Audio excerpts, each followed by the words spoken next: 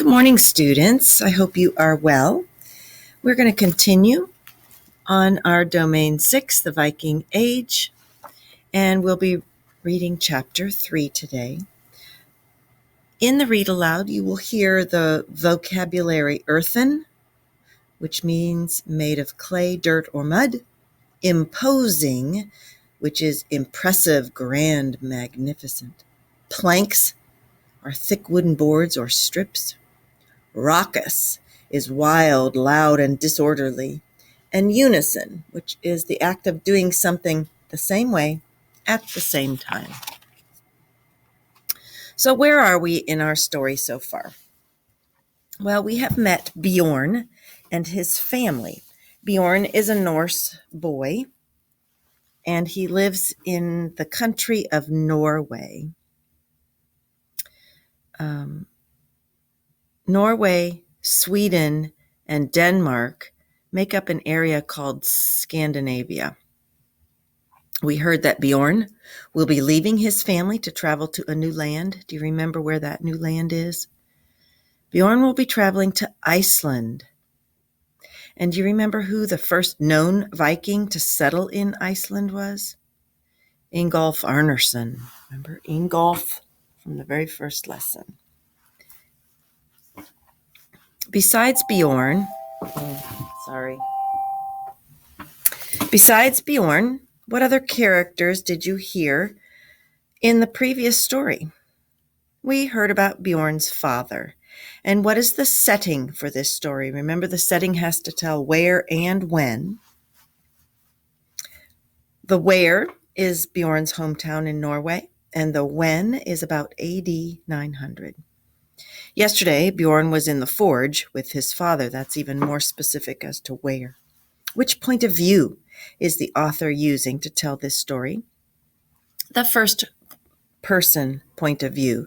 So you will hear Bjorn telling this story. I, me, my, mine.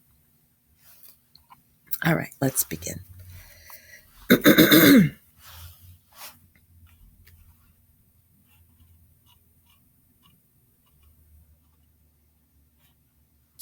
As we sat in the semi-darkness, my grandmother began to serve us the evening meal. She ladled hare stew into our bowls from the large cauldron that hung above the hearth. As she did this, my mother busied herself lighting the small lamps that were strategically placed around our wooden house. I took a bite of the stew. The meat was tender, and the garlic and herb-flavored gravy dribbled from my chin. In addition to the stew, my grandmother had baked barley bread. It had just been removed from the hot ashes in the bottom of the fire, and everything tasted delicious. I had a large family, and we all lived together in one long rectangular house. Almost all aspects of family life took place in the central hall of our home, though my mother had a separate room for spinning and weaving at the back of the house.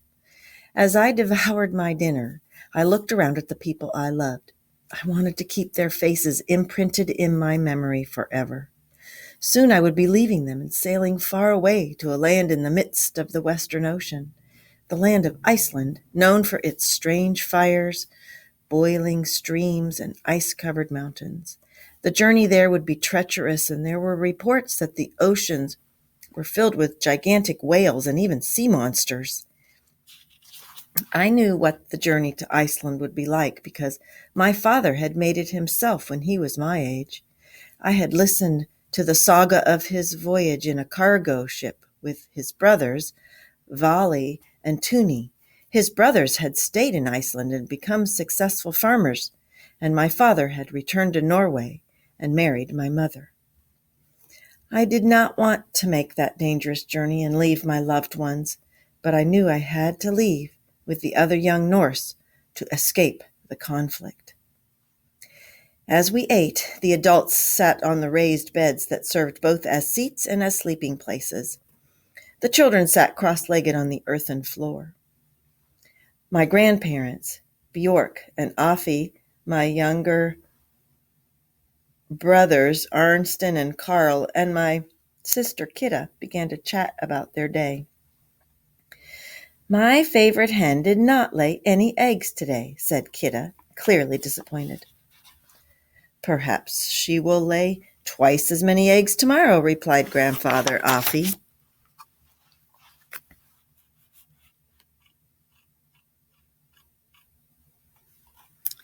It was Kitta's job to tend to the chickens. All of our animals were kept in pens behind our house. Each day, Kitta watered and fed the chickens and collected the eggs. Arnston was in charge of caring for our 5 goats. He fed them and milked them, and he liked to play chase with them too. We also had 3 cows. It was Carl's job to care for them, but Mother and Kitta milked them and churned the sweet-tasting milk until it turned into butter. My closest friend in the whole world was my cousin Tolly. Tolly and I had many adventures together. Thankfully, Tolly would be traveling to Iceland with me. At least there was that.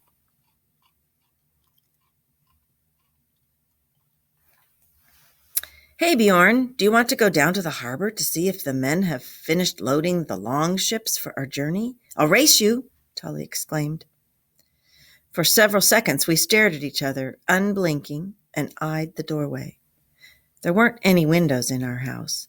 The small opening in the thatched roof allowed only a small amount of the smoke from the fire to escape and hardly any light from the sun to enter. Despite the permanent smoky haze in the house, I could see that Tolly was contemplating running to the doorway. He was determined to get a head start on me. Suddenly, in perfect union, we both jumped up and sprinted toward the doorway. Tolly made it out first, but he slipped in a puddle. I leaped into the air and jumped clear over him. I took the lead, sprinting forward as fast as I could. Outside, the sun had set, and many stars, as well as full moon, were already visible in the evening sky. A few of the dirt roads in our town were covered with planks of wood that allowed wagons loaded with goods and supplies to be moved about our town more easily. However, many of the streets were simply dirt tracks, and now, because of the rain, they were a series of mud baths.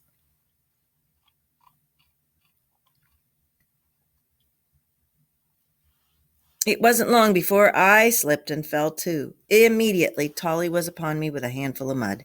He threw it at me, and I responded by pushing him into a deep, muddy puddle. Before long, we were wrestling in the muddy streets. I often found myself in situations like this when Tolly was with me. I sometimes thought that Tolly's behavior was influenced by that trickster giant Loki, who despite his bad behavior, had been invited to live with the Viking gods in Asgard. You'll hear a little bit more about Asgard and Loki. Loki was one of the mythological creatures the Viking people told stories about. And in your reader, you'll be reading about Loki and Asgard. The sound of our raucous laughter disturbed our neighbor, Ern the carpenter, as he and his family were preparing to go to sleep for the night. He came to his doorway and ordered us to be quiet. We immediately did what he asked and ran toward the harbor.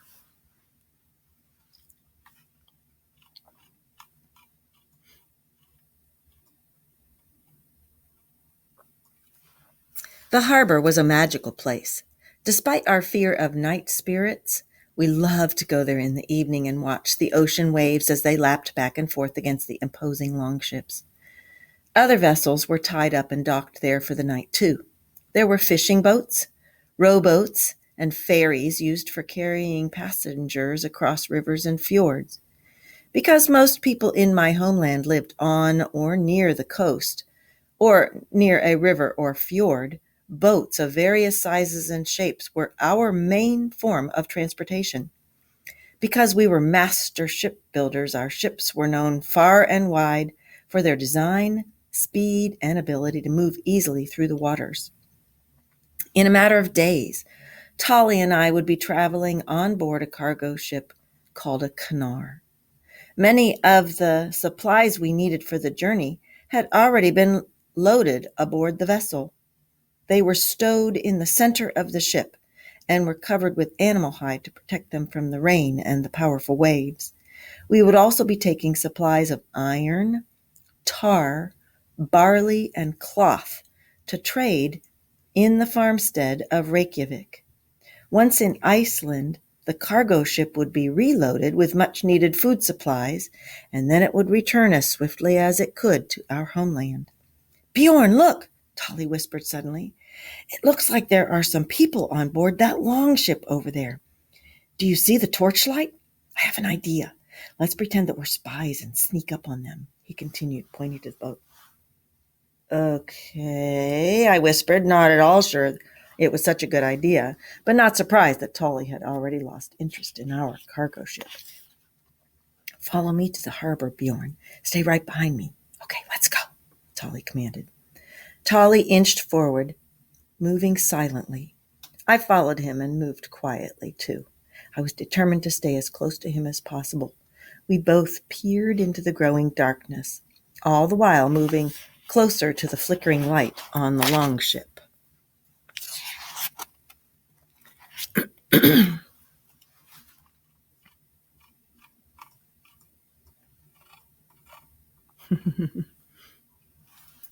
you can see these longships, curved bow, but this is a shield hung on the outside, and you can tell it's night. Describe Bjorn's home. It was rectangular. It had a hearth, which is an open fireplace, earthen floors. It was dark, smoky, crowded. It was also full of love, people that he loved.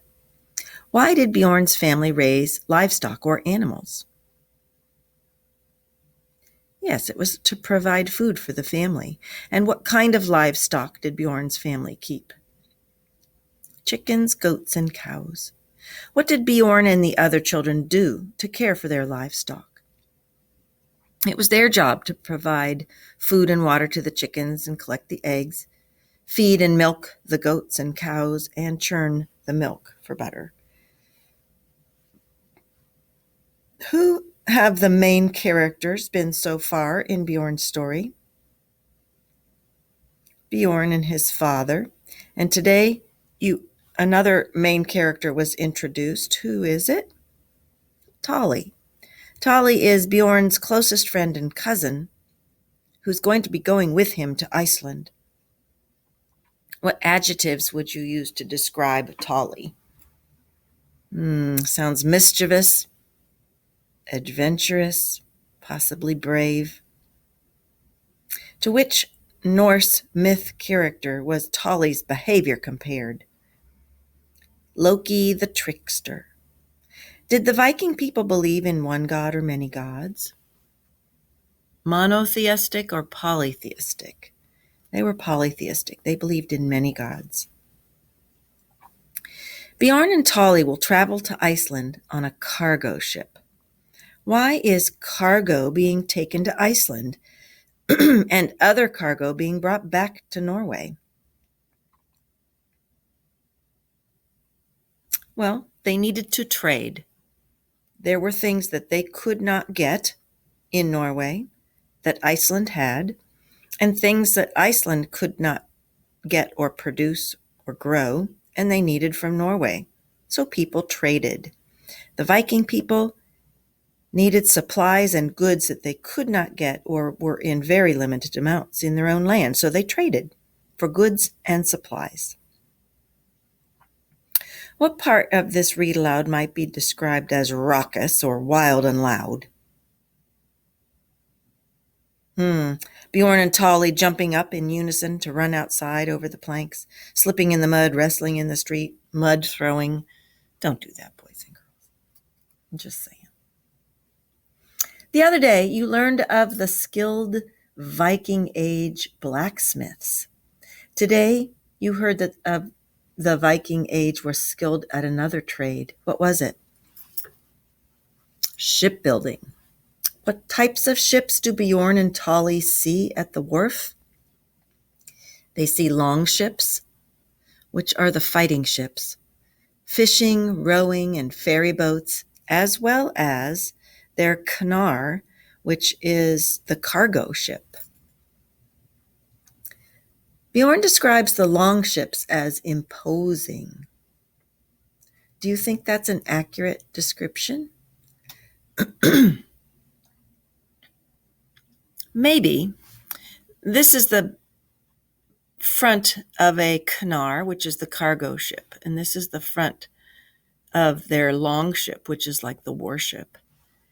Here's a smaller rowboat back there, and even smaller. These little rowboats would be like the family car. Everybody had one, and in order to just scoot around and get your errands done, go out and catch fish in the morning for the day, you would take your own little personal vessel. So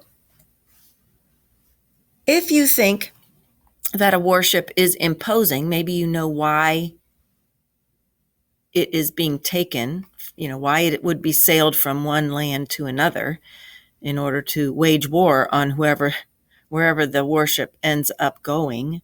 But if you'd never seen one before, you might not think it was imposing. You might just think it was beautiful. So when Bjorn looks at the faces of his family members, he says he wants to keep their faces imprinted in his memory forever.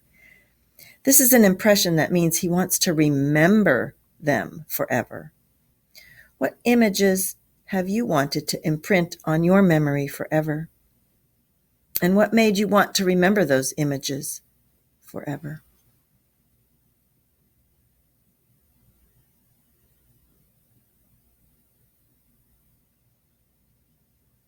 It's a deep thought question. Sometimes you might want to share that type of information, and sometimes you might want to keep that information quietly in your own heart to yourself, and I think that's fine. I have some wonderful memories around holidays of my grandparents. I was the youngest of a lot of children, and I treasure those memories because my grandparents died when I was fairly young. So those memories of seeing my grandmother working in her farm kitchen and seeing my grandfather sitting in a chair or on top of his tractor out in the field are memories that I love to think of. I hope you have some really good memories that those faces are imprinted in your memory forever.